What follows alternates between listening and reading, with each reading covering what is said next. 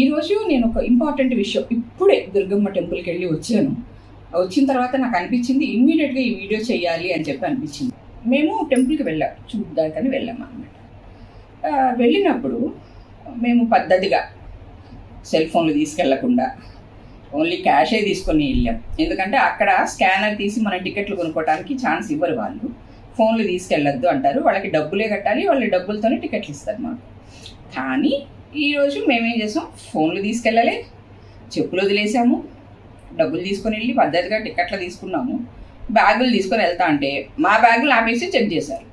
ఫోన్లు లేవు అని మేము రిసిప్ట్ చూపిస్తే అప్పుడు మమ్మల్ని బయటికి పంపించారు, పైకి పంపించారు అన్నమాట. పైకి వెళ్ళాము, దర్శనం చేసుకున్నాము.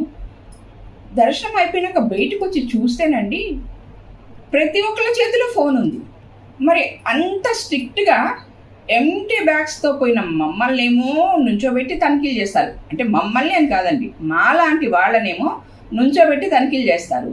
ఆ తనిఖీ సిస్టము అంత గట్టిగా ఉన్నప్పుడు మరి అన్ని ఫోన్లు పైకి ఎలా వెళ్ళాయి?